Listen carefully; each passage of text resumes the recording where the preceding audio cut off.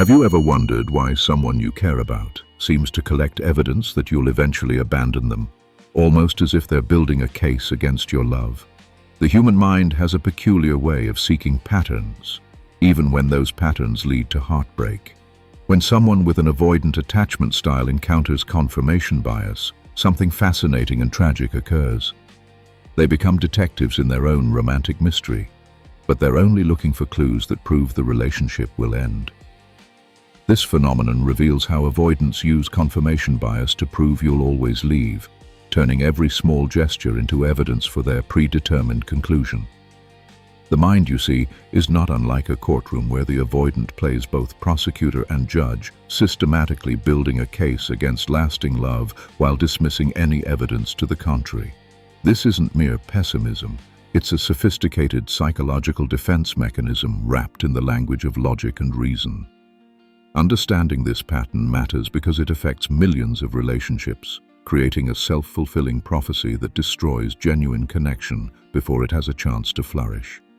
When someone filters every interaction through the lens of inevitable abandonment, they're not just protecting themselves, they're actively sabotaging the very thing they secretly desire most. The tragedy lies not in their fear, but in how that fear masquerades as wisdom.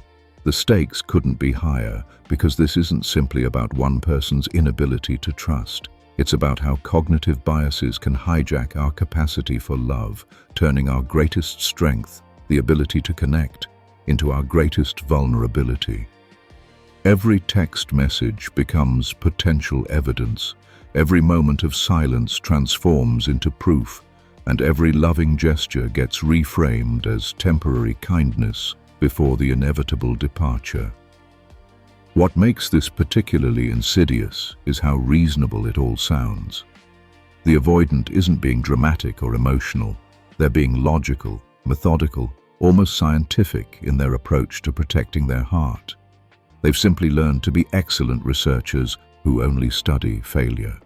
But here's what most people don't realize about the intricate dance between attachment theory and cognitive bias. Understanding it can change everything. If you want to better understand someone's attachment style, see the link in the description to one of the most popular books on attachment theory. Picture this scenario. Sarah meets someone at a coffee shop on a rainy Tuesday morning. The conversation flows effortlessly, laughter comes easily, and there's an undeniable spark between them. Most people would leave that encounter feeling hopeful, energized by the possibility of connection. But Sarah's mind immediately begins its familiar work. She doesn't focus on the genuine smile or the way they leaned in when she spoke. Instead, she notices how they checked their phone once during their 2-hour conversation. That single glance at a phone screen becomes the foundation of Sarah's case. Within hours, her brain has constructed an elaborate theory about their lack of genuine interest. The confirmation bias kicks in like a well-oiled machine, and suddenly every subsequent interaction gets filtered through this initial evidence. When they text her that evening expressing how much they enjoyed meeting her, Sarah doesn't see enthusiasm, she sees politeness. When they suggest meeting again soon, she doesn't hear eagerness, she hears social obligation. But the story gets more complex because Sarah isn't consciously choosing to think this way. Her avoidant attachment style has trained her brain to be hyper-vigilant for signs of rejection, and confirmation bias ensures she finds exactly what she's looking for. It's like wearing glasses that only let you see red objects.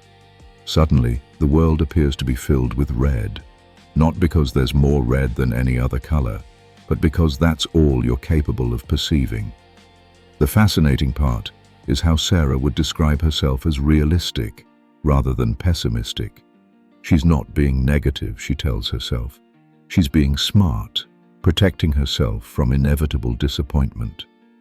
This is where another cognitive bias enters the picture, the fundamental attribution error. When Sarah notices someone else being treated poorly in a relationship, she attributes it to that person choosing the wrong partner.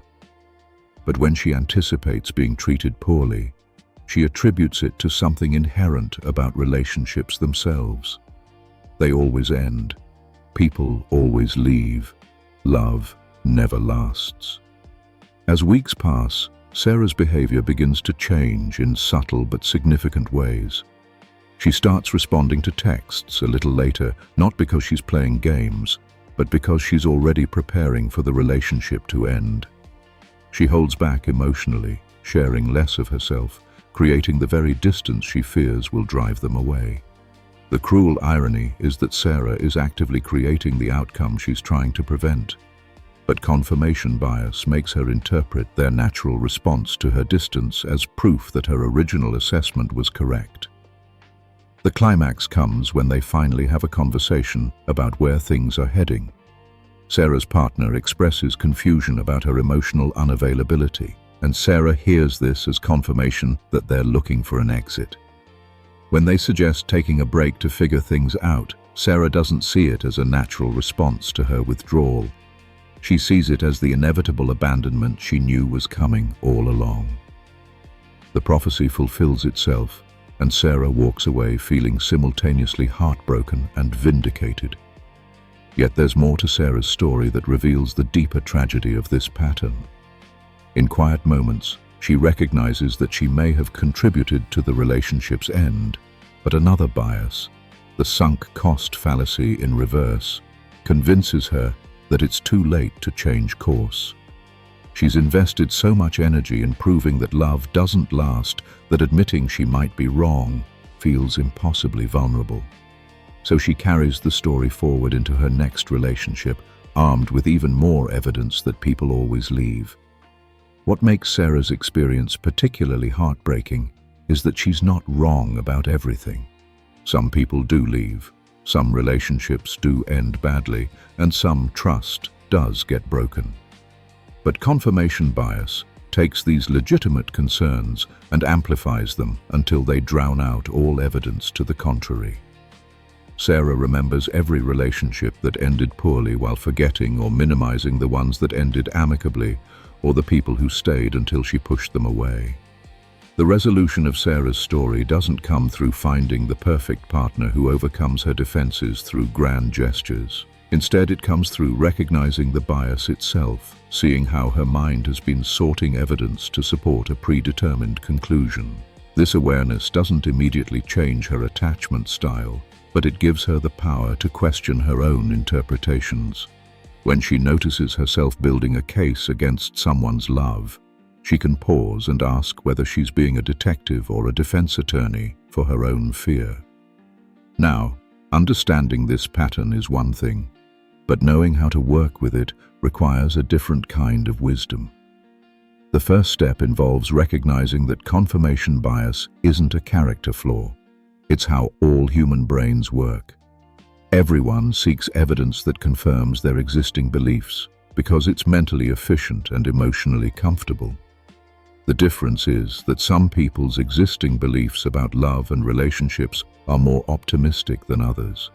When dealing with someone who uses confirmation bias to prove abandonment is inevitable, the temptation is to overwhelm them with evidence of your commitment. But this approach often backfires because it feels inauthentic and desperate. Instead, consistency in small actions proves more powerful than grand gestures. Think about Blair Waldorf from Gossip Girl. She often demanded dramatic declarations of love, but what actually moved her were the quiet moments when Chuck Bass chose her without fanfare or audience. The key insight is that avoidant individuals aren't looking for proof that you'll stay forever. That concept feels too abstract and overwhelming. They're looking for proof that you're safe today, in this moment, with this interaction. When you understand this, your approach changes completely. Instead of making sweeping promises about the future, focus on being present and reliable in small, concrete ways. This means following through on tiny commitments becomes more important than making huge promises. If you say you'll call at 7, call at 7. If you make plans for Saturday, don't suggest changing them unless absolutely necessary. These seemingly minor consistencies matter because they give the avoidant person's confirmation bias something positive to latch onto. Their brain is still looking for patterns, but now it's finding evidence of reliability rather than evidence of eventual abandonment. Another crucial element involves understanding the role of the availability heuristic, another cognitive bias that makes recent or memorable experiences feel more common than they actually are. If someone's most recent relationship ended badly, their brain treats this as evidence that most relationships end badly.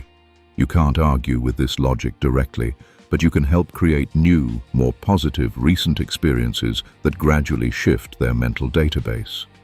The anchor bias also plays a significant role in how avoidant individuals interpret relationship events. Once they've anchored on the idea that someone will leave, every subsequent action gets measured against this expectation. The secret is to understand that you're not just building trust, you're slowly shifting their anchor point from "when will this end" to "how is this going?" This process takes time because changing an anchor requires consistent evidence over an extended period. But here's where many people make a critical error. They try to logic someone out of their attachment style. Remember Joe Goldberg from the Netflix series You? He believed he could convince women to love him through overwhelming evidence of his devotion, but his approach backfired because it ignored their actual emotional needs.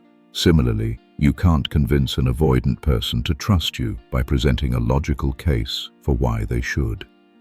Trust builds through experience, not argument. The most effective approach involves metacognition, helping someone become aware of their own thinking processes without making them feel attacked or defensive. This might sound like asking questions rather than making statements. What do you think is going through your mind when you assume the worst? Or, have you noticed any patterns in how you interpret situations? The goal isn't to make them feel bad about their thought patterns, but to help them recognize these patterns as patterns rather than absolute truths. Understanding the planning fallacy can also be incredibly helpful. This bias causes people to underestimate how long positive changes will take while overestimating how quickly negative outcomes will occur. An avoidant person might expect trust to develop immediately or assume that one small conflict signals the end of the relationship. Knowing this, you can set more realistic expectations about the timeline for emotional intimacy while also not treating every disagreement as a catastrophe. Here's something most people don't realize about working with cognitive biases. You don't overcome them, you redirect them. The confirmation bias that makes someone look for evidence of abandonment is the same mental process that can make them look for evidence of safety. The key is patience and understanding that this redirection happens gradually, through accumulated experiences rather than sudden revelations. The representativeness heuristic also influences how avoidant individuals make judgments about relationships. If their partner reminds them of someone who left, they'll unconsciously expect similar outcomes. This means being aware of these comparisons without taking them personally. Sometimes an avoidant person's reaction to you has nothing to do with you and everything to do with mental shortcuts their brain is taking based on past experiences. Working with these biases also requires understanding your own psychological patterns. If you have an anxious attachment style, your confirmation bias might make you interpret an avoidant person's need for space as rejection, creating a cycle where your anxiety triggers their avoidance, which triggers more anxiety. Breaking this cycle requires recognizing that their need for space isn't evidence of diminished feelings, it's how they process emotions and maintain their sense of self. The sunk cost fallacy appears here too, but in a unique way.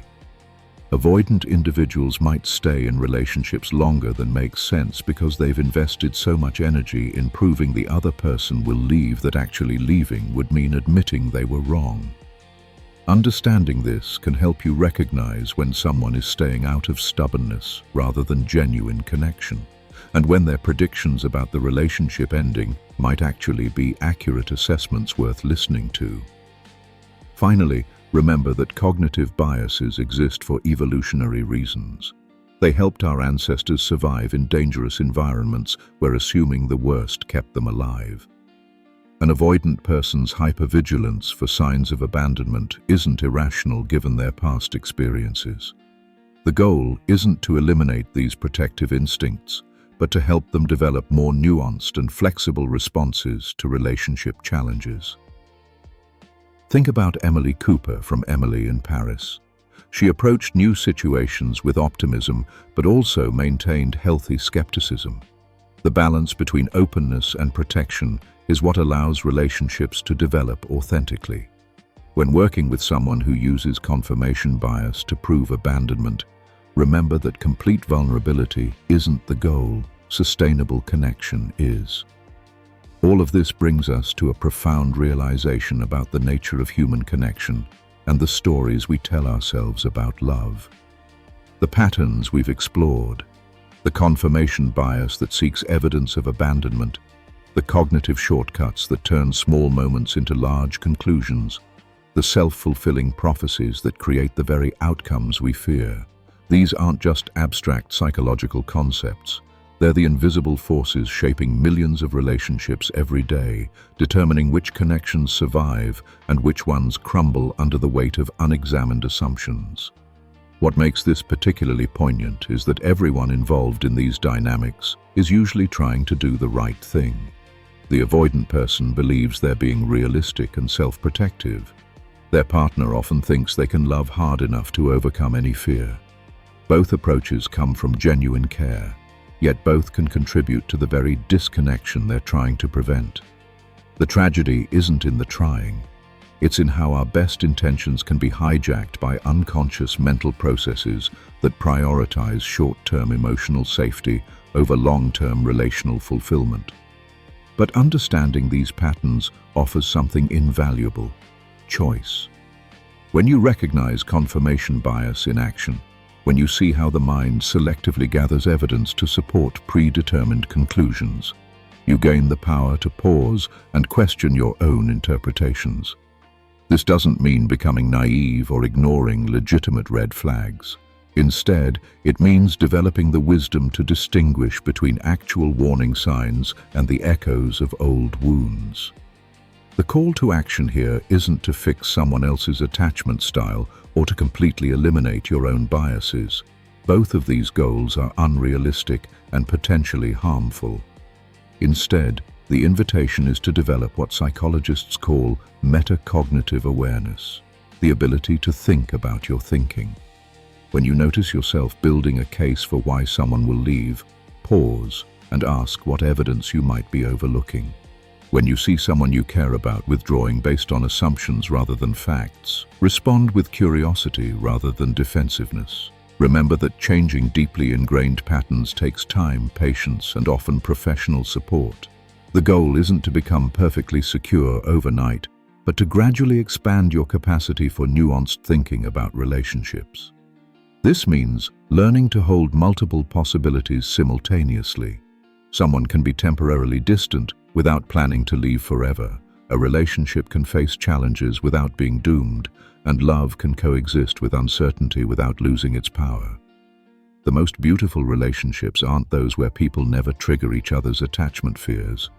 They're relationships where people learn to recognize those fears, communicate about them honestly, and choose connection over self-protection even when it feels risky. This requires both people to become students of their own minds, curious about their biases rather than controlled by them. Moving forward, pay attention to the stories you tell yourself about love and connection. Notice when you're gathering evidence to support a conclusion you've already reached, rather than staying open to new information. Practice asking questions that challenge your assumptions. What else could this mean? What evidence am I ignoring? How might my past be influencing my interpretation of the present? Most importantly, remember that every moment offers a new choice. The confirmation bias that once proved abandonment was inevitable can be gradually retrained to notice safety, consistency, and genuine care. The mind that once built cases against love can learn to build cases for connection. This transformation doesn't happen through force or willpower alone. It happens through the accumulation of new experiences that slowly shift our internal narrative about what's possible between human hearts. The journey toward more secure connection isn't about perfection. It's about progress, awareness, and the courage to remain open to love, even when fear whispers that safety lies in solitude. Thank you for watching. If you want to learn how to better understand avoidance, relationships, and psychological biases, then subscribe to our channel, because you deserve beautiful relationships.